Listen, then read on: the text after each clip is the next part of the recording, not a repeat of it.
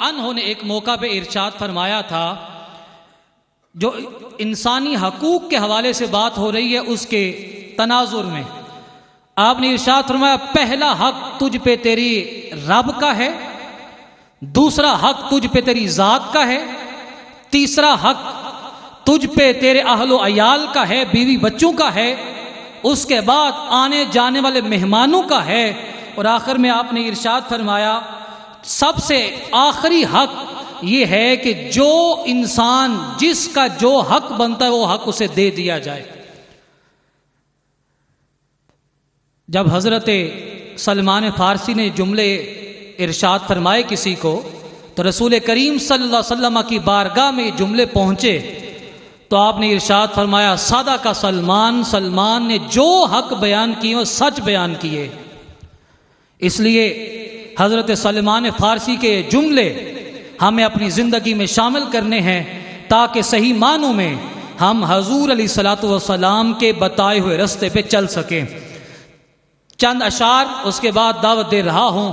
خدا رحم نہیں کرتا اس بشر پر، خدا رحم نہیں کرتا اس بشر پر، نہ ہو درد کی چوٹ جس کے جگر پر، کسی کے قیامت گزر جائے سر پر، پڑے غم کا سایہ نہ اس بے اثر پر، کرو مہربانی تم اہل زمین پر، خدا مہرباں ہوگا عرش بری پر۔ آئیے استقبال کیجئے صاحبزادہ ڈاکٹر سید حامد فاروق بخاری صاحب کا۔ نعرہ تکبیر، نعرہ رسالت، نعرہ حیدری۔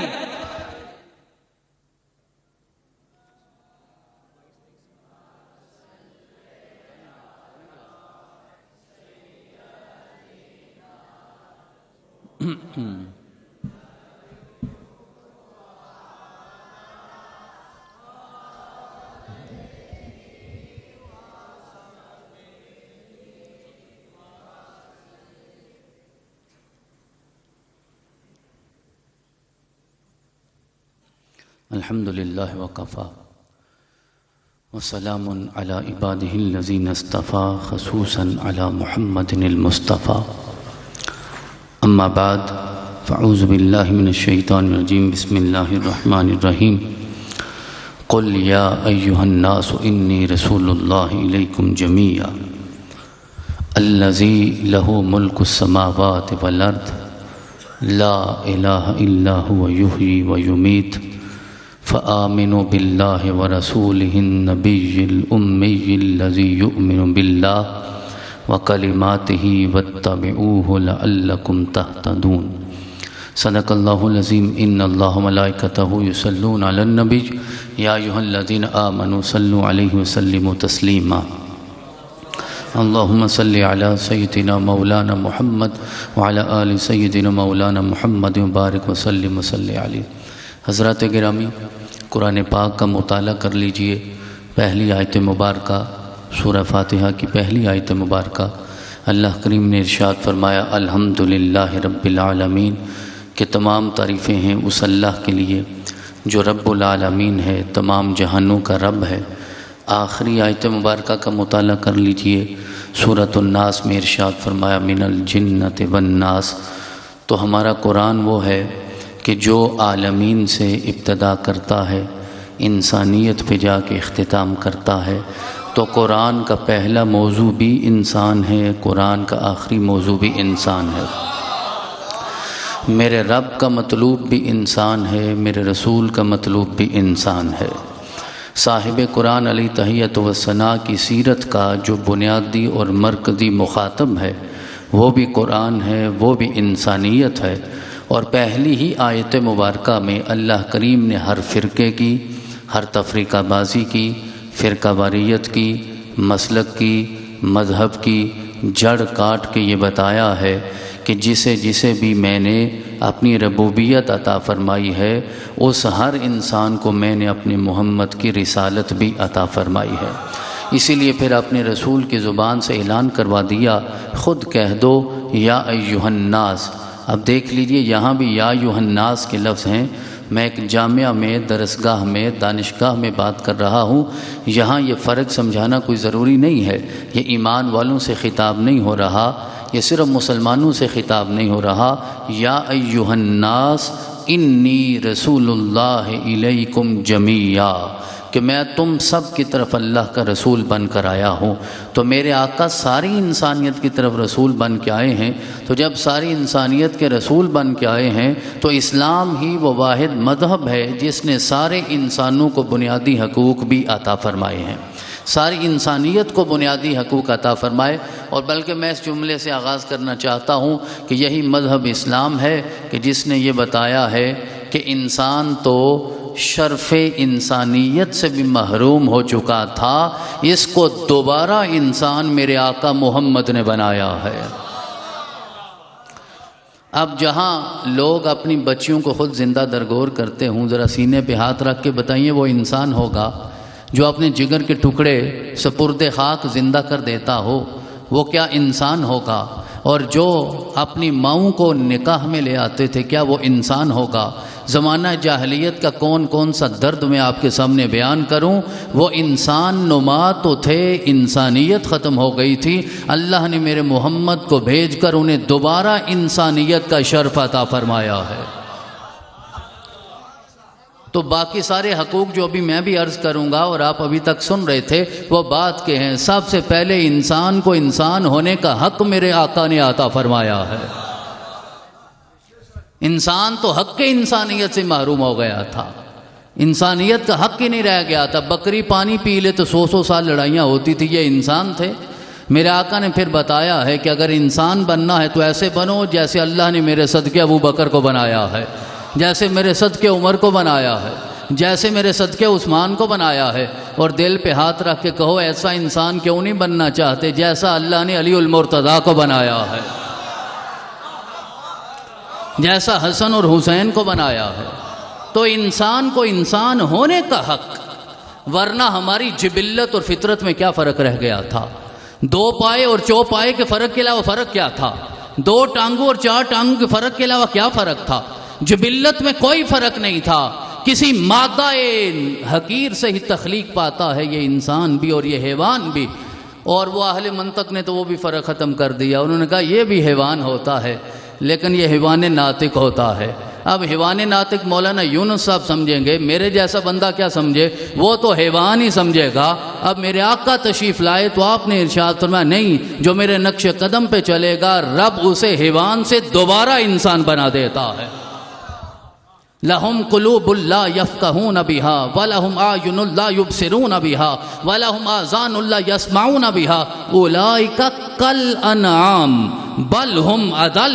تو جو شرف انسانیت سے محروم ہو گیا، میرے رب نے قرآن میں ارشاد فرمایا اس میں اور چوپائی میں کوئی فرق نہیں ہے، بل ہم اضل، بلکہ کبھی تو وہ اس سے بھی آگے گزر جاتا ہے، اسفل السافلین میں شامل ہو جاتا ہے۔ تو پہلا حق جو انسان کو ملا ہے وہ میرے آقا کی دنیا میں جلوہ گر ہونے سے ملا ہے، آمینہ کے لال کے تشریف لانے سے ملا ہے، عبداللہ کے در یتیم کے آنے سے ملا ہے، عبد المطلب کے پوتے کے آنے سے ملا ہے، اور جناب زہرا پاک کے بابا کے جلوہ گر ہونے سے ملا ہے، حسن اور حسین کے آنے سے ملا ہے کہ یہ حضرت انسان جسے جناب آدم کی صورت میں میرے رب نے فضیلت عطا فرمائی تھی، یہ اپنی صفات سے محروم ہو گیا، یا اپنی صلاحیتوں سے محروم ہو گیا، یا اپنی قابلیت سے محروم ہو گیا۔ اللہ کریم نے اپنے رسول کو بھیجا اور اعلان کروا دیا، یا ایھا الناس انی رسول اللہ الیکم جمیعا۔ بڑا وقت گزر گیا ہے، تم نے جاہلیت کا زمانہ گزارا ہے، اب محمد تشریف لے آئے ہیں، اللہ نے تمہیں دوبارہ انسان بنا دیا ہے۔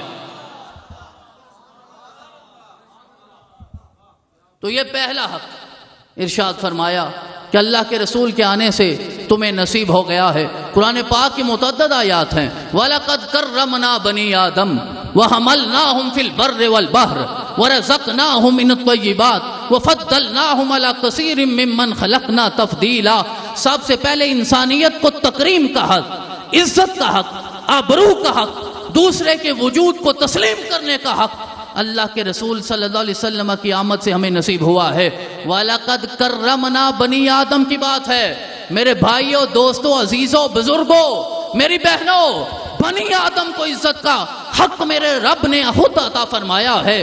ہم کیوں ایک دوسرے کی تعظیم سے محروم ہو جاتے ہیں، تکریم سے محروم ہو جاتے ہیں، عزت سے محروم ہو جاتے ہیں، آبرو سے محروم ہو جاتے ہیں؟ اللہ نے اپنے رسول کے ذریعے بنی آدم کو تکریم اور تعظیم کا حق دے کر، احترام انسانیت کا حق دے کر یہ بتایا ہے کہ جسے بھی اللہ نے انسان بنا کر بھیجا ہے، جو اس کی بارگاہ میں جھکنے والا ہے، اس کا احترام اور ادب تیرے دل میں بھی ہونا چاہیے، تیرے رویے میں بھی ظاہر ہونا چاہیے۔ یہ پہلا حق ہے جو تکریم سے شروع ہوتا ہے، تعظیم سے شروع ہوتا ہے، احترام سے شروع ہوتا ہے۔ ہم ایک دوسرے کو مال کا حق بھی دیتے ہیں، جان کا حق بھی دیتے ہیں، یہ سارے تو سب دیتے ہیں، عزت کا حق سب سے پہلے، اور یہ انسان کا بنیادی حق ہے۔ سارے حقوق کو جمع کر لیجئے، سب سے بنیادی حق عزت ہے۔ اگر آپ دوسرے کو عزت نہیں دے سکتے تو پھر آپ بھی عزت کے حقدار نہیں ہو سکتے۔ اللہ کریم نے قرآن عزیز میں اور میرے آقا نے حدیث میں جو متعدد اپنے رب کے اوصاف بیان فرمائے، ان میں ایک وصف یہ ہے کہ میرا رب معز ہے، معز، اور معز کا مطلب ہے عزت دینے والا۔ تو معز کا بندہ بھی تو معز ہونا چاہیے نا، معز کو بھی، معز کے بندے کو بھی تو عبد المعز ہونا چاہیے نا، یعنی معز کا بندہ ہونا چاہیے۔ جو آپ کے قریب آئے اسے عزت کا احساس ملنا چاہیے۔ اگر دوسروں کو عزت نہیں دے سکتے تو قیامت تک تم بھی عزت کے حقدار نہیں بن سکتے۔ وَلَقَدْ كَرَّمْنَا بَنِي آدم، تو سب سے پہلے تو اللہ کریم نے تکریم کا احساس عطا فرمایا، اور یہ احساس وہ ہے جس کا اعلان میرے آقا نے خطبہ حجت الوداع پہ فرمایا۔ آج اقوام متحدہ جو مرضی بات کرے اور ہیومن رائٹس کی تنظیمیں جتنی مرضی باتیں کرتی رہیں، کہاں ان کو رائٹس نصیب ہوتے اگر میرے آقا دنیا میں تشریف فرما نہ ہوتے، میرے آقا رحمت للعالمین بن کے نہ آتے۔ تو خطبہ حجت الوداع پہ یہ جو جملہ ہے تاریخ کے سارے لٹریچر پہ بھاری ہے۔ میرے آقا کی آمد سے پہلے جتنا لٹریچر تھا اور جتنا بعد میں، سب پہ بھاری ہے۔ ہیومن رائٹس والے اپنے گریبان میں جھانک کے دیکھیں۔ میرے آقا نے خطبہ حجت الوداع پہ کہا تھا ایھا الناس الا ان ربکم واحد وان اباکم واحد۔ اس سے زیادہ قدر مشترک کیا ہوگی؟ اے سارے انسانوں، تمہارا رب بھی ایک ہے، تمہارا باپ بھی ایک ہے۔ اب اس سے زیادہ اشتراک میں کہاں سے ڈھونڈ کے لاؤں؟ ان ربکم واحد وان اباکم واحد الا لا فضل لعربی علی اعجمی ولا لعجمی علی عربی ولا لاحمر علی اسود ولا لاسود علی احمر۔ کسی عربی کو اجمی پہ فضیلت نہیں ہے، کسی اجمی کو عربی پہ فضیلت نہیں ہے، کسی کالے کو گھورے پہ فضیلت نہیں ہے، گھورے کو کالے پہ فضیلت نہیں ہے۔ اب دنیا اپنے گریبان میں جھانکے۔ یہ آج سے 1400 سال پہلے میرے آقا نے خطبہ دے کر ارشاد فرما دیا ہے کہ سارے جہانوں میں بسنے والی انسانیت کو بھی یہ یاد رکھنا چاہیے، تمہارا رب بھی ایک ہے، باپ بھی ایک ہے، اور تمہارا جو رہنما بن کر آیا ہے وہ بھی ایک ہے، اور اسے زمانہ محمد کہتا ہے۔ ہر دروازے پہ جا کے دستک دینے کی ضرورت نہیں ہے، اسی ایک دروازے پہ آ جاؤ، میرا رب تمہیں دنیا اور آخرت کی ساری بلائیاں عطا فرما دے گا۔ تو فرمایا کسی کو کوئی فضیلت نہیں ایک دوسرے پہ الا بالتقوی، سوائے تقوی کے۔ مجھے تو پہلے انبیاء کے کسی بھی خطبے میں یہ جملے نظر نہیں آتے۔ یہ انسانیت کو مساوات کا جو حق ملا ہے یہ کہیں اور نظر نہیں آتا، آج بھی نظر۔ لوگ باتیں تو کرتے ہیں، کر کے دکھاتے نہیں ہیں۔ میرے رسول نے کر کے دکھایا ہے۔ آپ نے فرمایا ہے کہ کسی کالے کو گورے پہ اور گورے کو کالے پہ نہیں، کوئی فضیلت نہیں۔ عربی کو اجمی پہ، اجمی کو عربی پہ فضیلت نہیں ہے۔ جو نبی کا اہل بیت ہیں وہ تو اہل بیت ہیں ہی نا، لیکن میرے رسول نے ایک اجمی کو بھی اہل بیت میں شامل کیا ہے، زمانہ اسے سلمان فارسی کہتا ہے۔ میرے آقا نے سلمان فارسی کو کہا تھا کہ سلمان منا اہل البیت، اور سلمان نے بھی تو کمال کر دیا۔ کسی نے پوچھا اپنا تعارف تو کروائیے، آپ کا نام کیا ہے؟ کیونکہ عجم سے آئے تھے، عرب کو تو بہرحال ناز تھا، آقا نے جو فرمایا وہ بات کی بات ہو گئی۔ تو پوچھا بتائیے تعارف، کہنے لگے میرا نام تو اسلام ہے۔ کہا باپ کا نام کیا؟ کہنے لگے اسلام ہے۔ کہا دادے کا نام کیا؟ کہا اسلام ہے۔ قبیلے کا نام کیا؟ کہا اسلام ہے۔ وطن کا نام کیا؟ کہا اسلام ہے۔ کہا یہ کیسے ہو سکتا ہے؟ کہنے لگے سلمان کو اسلام سے پہلے جانتا کون تھا؟ میں نے کلمہ پڑھا ہے تو اللہ نے مجھے یہ عزتیں عطا فرمائی ہیں۔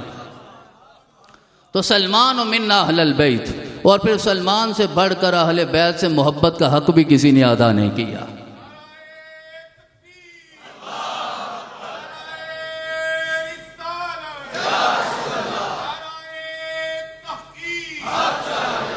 اور یہ تو بات ہے نا ساری انسانیت کی، لیکن جو مومن ہیں ان کی تو نسبت ہی کوئی اور ہے۔ تو میرے آقا نے مومنوں کو کہا ترا المؤمنین فی توادہم وتراحمہم وتعاطفہم کمثل الجسد۔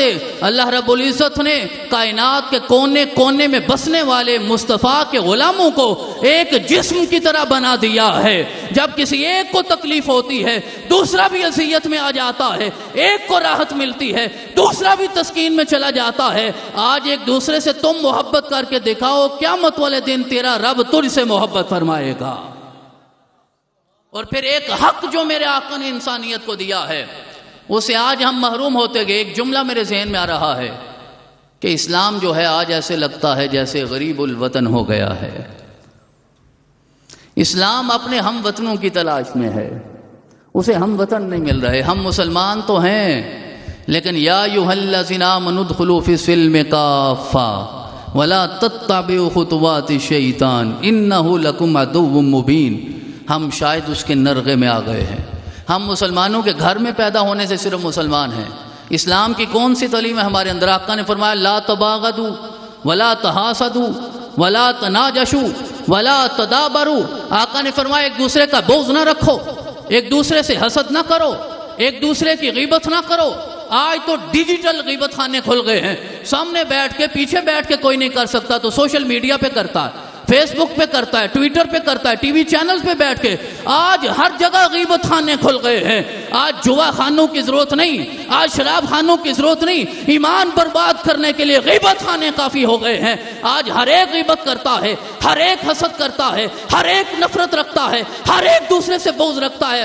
آقا نے فرمایا میرا غلام وہ ہوگا جو دوسرے سے بغض نہ رکھے، دوسرے سے حسد نہ کرے، دوسرے سے نفرت نہ رکھے، دوسرے سے غیبت نہ کرے۔ آقا پھر ہمارا تعلق کیا ہونا چاہیے؟ فرمایا کونو عباد اللہ اخوانا، یا اللہ کے بندو تم سارے بھائی بھائی بن جاؤ۔ اب ہر جملہ وضاحت کا متقاضی نہیں ہوتا۔ میں یہ کہوں کہ ہم غیبت کرتے ہیں یا نہیں کرتے، امبیرسمنٹ ہو گئی، شرمندگی ہو گئی، اس میں بات کرنے کی ضرورت ہی نہیں۔ سگے رشتوں میں وہ حیا باقی نہیں رہا جو میرے آقا صلی اللہ علیہ وسلم نے ساری انسانیت کو عطا فرمایا۔ کہ کونوا عباد اللہ اخوانا، یا اللہ کے بندو تم بھائی بھائی بن جاؤ۔ کیوں بھائی بھائی بنو؟ یار سب سے بڑا مذہب دنیا میں جس میں سب سے بڑی قدر مشترک ہے وہ صرف مذہب اسلام ہے۔ رب بھی ایک ہے، باپ بھی ایک ہے، رسول بھی ایک ہے، قرآن بھی ایک ہے، کعبہ بھی ایک ہے، نماز بھی ہے، روزہ بھی ہے، زکوٰۃ بھی ہے، حج بھی ہے، اور باس بعد الموت پہ یقین بھی ہے، جس کا یقین یہ ہے کہ دنیا میں بھی اکٹھے ہیں، حشر میں بھی مصطفیٰ کی لوائے حمد میں سارے اکٹھے ہوں گے۔ میرے آقا صلی اللہ علیہ وسلم نے ارشاد فرمایا صحابہ آج میں تمہیں یہ نہ بتاؤں کہ حقیقی مسلمان کون ہوتا ہے، ہم سارے مسلمان ہیں، یہ زادے راہ ساتھ لے جائیے، سوچئے، میں بھی سوچتا ہوں آپ بھی سوچئے، رمضان آنے والا ہے، رمضان ہر سال ہمیں متقی بنانے کے لیے آتا ہے۔ اب یہ رمضان سے پوچھنا ہوگا اس کا مقصد پورا ہوتا یا نہیں ہوتا، میں روزے داروں سے نہیں پوچھتا، ایویں جرت نہ ہو جائے آپ کے لیے پھر تکلیف کا باعث نہ، روزوں سے پوچھنا چاہیے جو سارا دن ہمیں بھوکا رکھتے ہیں انہیں ملتا کیا ہے، قیام اللیل سے کیا ملتا ہے، وہ تو متقی بنانے کے لیے آتا ہے۔ تو 11 مہینے ہم کیسے گزارتے ہیں؟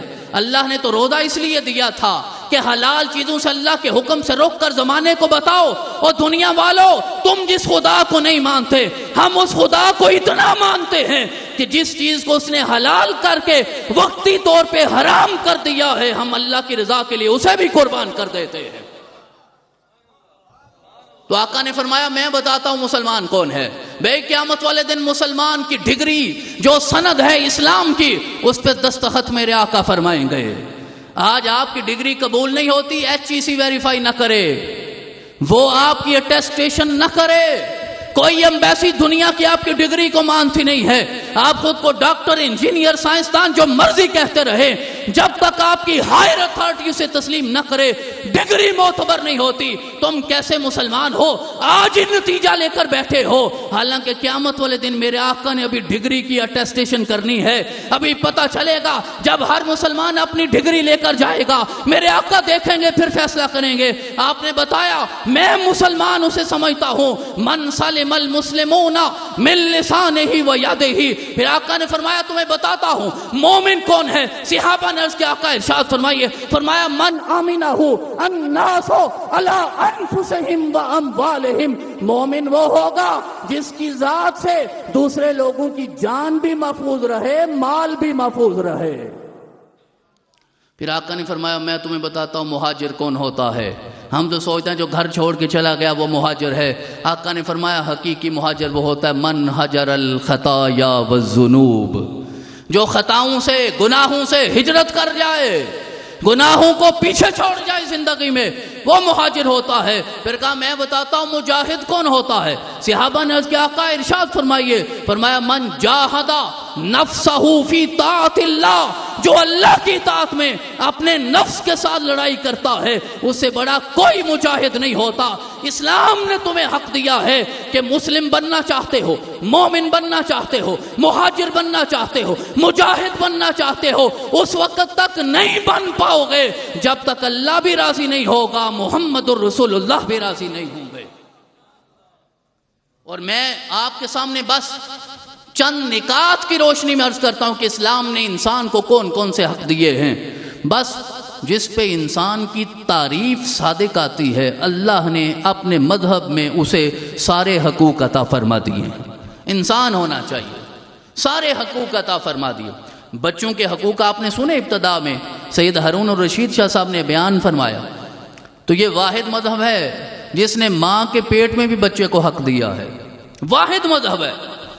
آج جتنے ترقی یافتہ ممالک ہیں ان سے جا کے پوچھئے ماں کے پیٹ میں بچے کا کوئی حق ہوتا؟ تو ماں کے پیٹ میں قبل از ولادت بھی حق دیے. اور 120 دن 4 ماہ اگر ماں کے پیٹ میں گزر جائیں تو دین اسقاط حمل کی اجازت ہی نہیں دیتا. اس طرح زندگی کا تحفظ کرتا ہے. اب کیا پتہ پیدا ہونے والا مسلمان ہوگا، یہودی ہوگا، عیسائی ہوگا، نصرانی ہوگا، مجوسی ہوگا، دہریہ ہوگا. جس نے زندگی دیا اسے ہی نہیں مانے گا، لیکن میرے رب نے اسے حق دیا. اور ارشاد فرمایا تم اسے قتل نہیں کر سکتے. یار ماں کے پیٹ میں بچے کو وراثت کا حق دیا، ماں کے پیٹ میں بچے کو وصیت کا حق دیا، ماں کے پیٹ میں بچے کو فطرانے کا حق دیا. کہتے ہیں وہ بچہ جو ماں کے پیٹ میں ہے اور اگر عید الفطر آ گئی اس کا فطرانہ بھی ابا جی نے ادا کرنا ہے. حق دیا، اسے تسلیم کیا، گھر کا فرد تسلیم کیا. یہ باتیں صرف روایتی نہیں ہیں. کبھی جا کے موازنہ کریں، مقابلہ کریں، تقابل کیجئے تو تمہیں پتہ چلے گا یہ ساری رحمتیں میرے رب نے کائنات کو محمد الرسول اللہ کے صدقے میں عطا فرمائی. اب وہ بچہ جو بھی ماں کے پیٹ میں ہے میرا رب اسے وراثت و وصیت و فطرانے کا حق دیتا ہے. کیا اس لیے اللہ نے حق دیا تھا کہ جب پیدا ہو تو کہے کہ میرا نبی تو میرے جیسا بشر ہے؟ کیا اس لیے حق دیا پیدا ہو تو کہے کہ نبی کو علم غیب نہیں ہے؟ کیا اس لیے حق دیا کہ نبی تو نور ہی نہیں ہے؟ کیا اس لیے حق دیا ہے کہ وہ کہے کہ نبی تو ختم ہو گئے؟ اور بھئی تجھے ماں کے پیٹ میں جب کوئی زندہ ماننے کو تیار نہیں تھا، محمد کے دین نے زندہ مانا ہے. تو ولادت سے پہلے بچے کو حق دیا. ولادت کے بعد جو حقوق ہیں وہ آپ کے سامنے ہیں. اور وہ آیت مبارکہ آپ نے سنی وَلَا تَقْتُلُوا أَوْلَادَكُمْ خَشْيَةَ إِمْلَاقٍ. آج ماں باپ یہ سمجھتے ہیں کہ پتہ نہیں ہم رازق ہیں اپنی اولاد کے. میرے رب نے کہا نَحْنُ نَرْزُقُهُمْ وَإِيَّاكُمْ. تمہیں بھی رزق ہم دیتے ہیں، انہیں بھی رزق ہم ہی عطا فرمائیں گے. وہ شداد کا واقعہ امام غزالی نے لکھا ہے مکاشفۃ القلوب میں.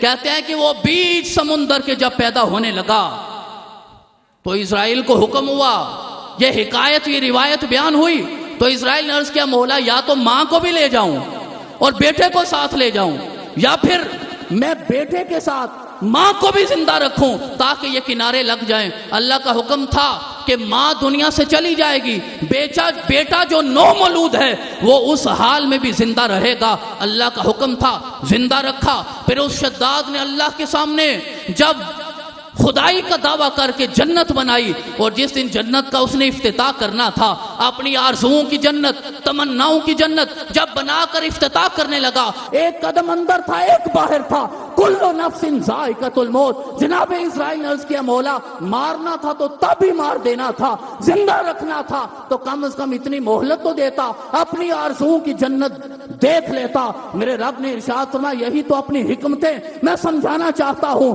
کہ بیچ سمندر میں زندگی دینے والا بھی خدا ہے اور اپنی جنت کے دروازے پہ موت دینے والا بھی خدا ہے۔ تو ماں باپ نے کہاں سے تصور کر لیا کہ ہم رازق ہیں، 3 وقت کا کھانا اولاد کے لیے لاتے ہو یہ احسان نہیں ہے، کپڑے جوتا دیتے ہو احسان نہیں ہے، عید کی شاپنگ کر کے لاتے ہو تو اولاد پہ احسان نہیں، ہم اولاد پہ تیرا احسان تب مانیں گے جب سارا زمانہ سو جائے تو جائے نماز بچھا کر اپنی اولاد کے بختوں کے لیے دعا کرتا نظر آئے۔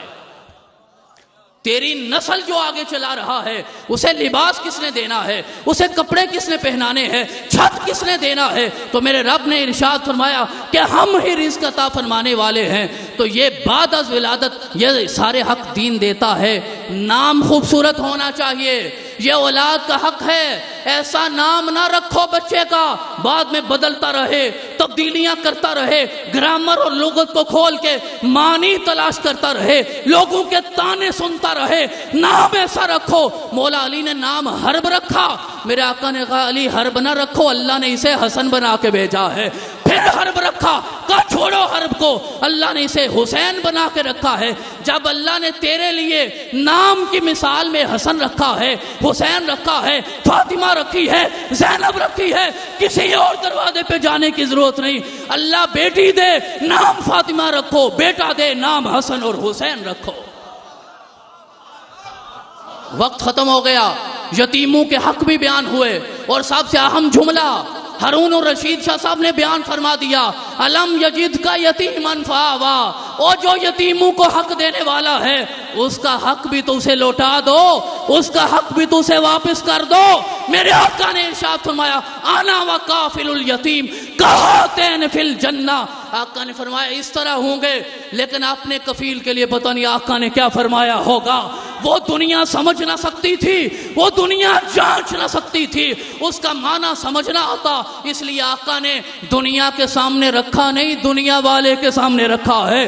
وہ خود عطا فرمائے گا، وہ خود سمجھنے والا ہے۔ معذوروں کو حق میرے آقا نے عطا فرمائے، مزدوروں کو حق میرے آقا نے عطا فرمائے، غیر مسلموں کو حق میرے آقا نے عطا فرمائے، اور سب سے بڑھ کر غلاموں کو حق میرے آقا نے عطا فرمائے۔ آخری جملہ بات ختم کرتا ہوں، آپ کو اپنے ساتھ ملا کر قبلہ کی موجودگی میں دنیا کو چیلنج دے رہا ہوں، لاؤ ایسا مذہب، لاؤ ایسا دین، لاؤ کوئی شریعت کی ایسی کتاب جس میں کہیں یہ لکھا ہو کہ دنیا اسے زید بن حارثہ کہتی ہے، اسلام اسے زید بن محمد کہتا ہے۔ اس سے بڑا حق میرے آقا کیا دیں گے؟ آقا نے کہا جاؤ میں تمہیں ابنیت کا حق دیتا ہوں، متبنہ بناتا ہوں، اور پھر اسی زید کا بیٹا ہے اسامہ بن زید جو محبوب بن کے کائنات کا آیا ہے، اللہ نے اسامہ کو محبوب خدا بنا دیا ہے۔ اور بات ختم، فتح مکہ، اور غلام کو اتنا بڑا حق کہاں سے ملے گا؟ کعبہ نیچے رہ جاتا ہے، غلام کعبے کی چھت پہ کھڑا جھوم رہا ہے۔ اور پھر ایسا جوما آقا نے دکھانا تھا غلام کا حق، کسے؟ جناب ابو بکر کو، کسے؟ جناب عمر کو، کسے؟ جناب عثمان کو، کسے؟ جناب علی کو۔ انہوں نے دیکھا، انہوں نے سمجھا، اور پھر وہ تاجدار عدالت نے جب بھی بلال آتے تھے کہا یہ کالا بلال نہیں آیا، سیدنا و مولانا، یہ میرا سردار اور میرا مولا آ گیا ہے۔ تو یہ وہ مذہب ہے جو غلاموں کو بھی مولا بنا دیتا ہے۔ کون سا مذہب ہے؟ کون سا مذہب ہے؟ کون سا مذہب ہے جو غلام کو مولا ہونے کا حق دیتا ہے؟ جو مذہب غلام کو مولا بناتا ہے وہ مولا کو کیا بنائے گا؟ معزز و محتشم حاضرین و ناظرین، وقت دعا ہے، بڑی محبت کے ساتھ خلوص کے ساتھ حضرت پیر سید زاہد صدیق بخاری مدد العالی کو دعوت دوں گا، تشریف لائیں اور دعائے خیر فرمائیں۔